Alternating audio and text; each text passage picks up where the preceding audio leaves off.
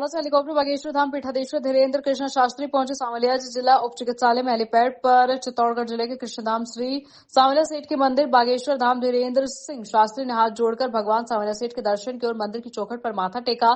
सांवलिया सेठ का दर्शन कर भगवान श्री सांवलिया सेठ का आशीर्वाद लिया। मंदिर में पूजा अर्चना की, जहां मंदिर में पुजारी रामदास वैष्णव ने तुलसी पत्र और चढ़ना मत देकर सांवलिया सेठ का उपरना पहनाकर सांवलिया सेठ का प्रसाद और तस्वीर भेंट की। साथ में मंदिर बोर्ड के प्रभारी राजेंद्र और प्रशासनिक अधिकारी नंदकिशोर टेलर, मंदिर बोर्ड के सदस्य ममतेश शर्मा, अशोक शर्मा, संजीव मंडोरा, पूर्व सदस्य मनोहर लाल जैन और कस्बे के गणमान्य लोग मंदिर परिसर में उपस्थित रहे। जहां हेलीपैड पर पहुंचने पर मीडिया रिपोर्टर के सवाल पर जवाब बखूबी से दिया गया। इस मौके पर भदेसर उपखंड अधिकारी और भदेसर तहसीलदार और नायब तहसीलदार भदेसर, डीवाईएसपी भदेसर के थाना अधिकारी सांवलिया जी, मंडाफिया थाना अधिकारी, भादचोड़ा थाना अधिकारी और पुलिस लाइन का भी जाब्ता लगाया गया। और साथ ही पीठाधीश पांडे धीरेन्द्र शास्त्री के साथ में पुलिस विभाग के आला अधिकारी सेल्फी लेने से भी नहीं चूके। थाना अधिकारी शिव सिंह और एएस सिंह नारायण सिंह ने मीडिया कर्मियों से धक्का मुक्की की। बागेश्वर धाम पीठाधीश सांवलिया सेठ मंदिर के दर्शन किए जाने की कोशिश करेंगे।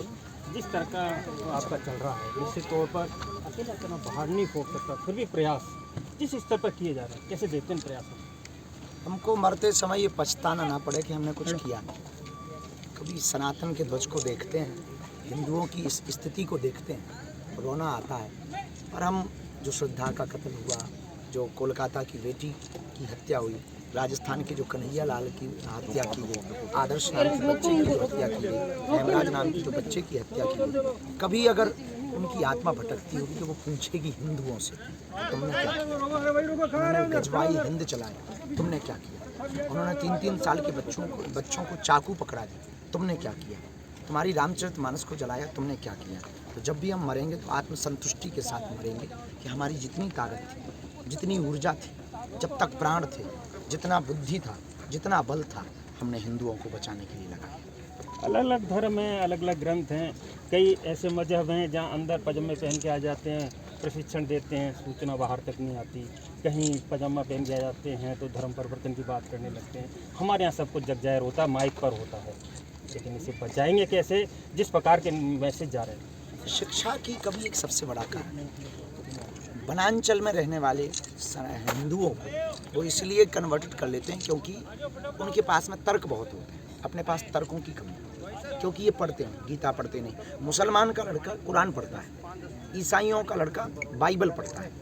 मुसलमान का लड़का शुक्रवार को जाना, नमाज पढ़ना नहीं छोड़ता, 5 रोजाना नमाज जो होती है उसको पढ़ना नहीं छोड़ता। ईसाई चर्च में जाकर के कैंडल जला करके प्रेयर करना नहीं छोड़ता। हिंदुओं का दुर्भाग्य, वो शनिवार मंगलवार मंदिर नहीं जाता।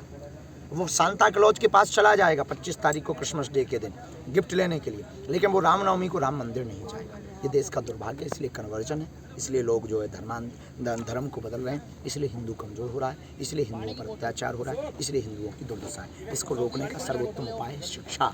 गीता, पुराण और रामायण का पाठ दो, अपने बच्चों को मंदिरों में ले जाओ, तो मंदिरों में सप्ताह में एक दिन सनातन संस्कृति का पाठ पढ़ाओ। धीरेन्द्र शास्त्री कहते हैं चाहे भले ही वक्फ बोर्ड अठे ना अठे, लेकिन सनातन बोर्ड बनना चाहिए।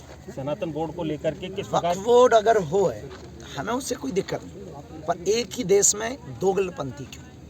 हम भी तो इस देश के हैं। आपकी वक्फ बोर्ड है, हमारा सनातन बोर्ड बना दो, या फिर वक्फ बोर्ड खत्म कर दो, 100 का सॉल्यूशन। अंत में सिर्फ इतना जानना चाहेंगे, जिस तरह का आपके प्रयास है, क्या लगता है इस देश को कब तक हम सनातन संस्कृति के इस मोड़ पर लेके आ जाएंगे जिसकी हमें उम्मीद है?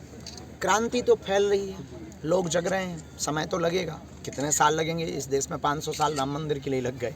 अब हिंदू तो कुंभकर्ण से ज़्यादा सोया हुआ है। लोगों को हिंदू कहने में शर्म आती, डर लगता है। हम हिंदू कह देंगे तो लोग क्या कहेंगे? सेकुलरिज्म का कीड़ा इन लोगों को काट रखा है।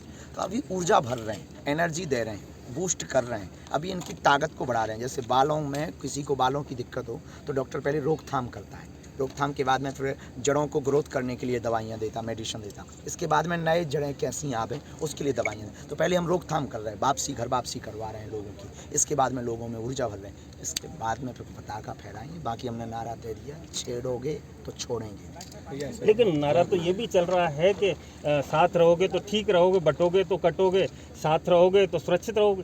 बिल्कुल सही, इसी पर तो हमने कहा है कि अब छेड़ोगे तो छोड़ेंगे। निश्चित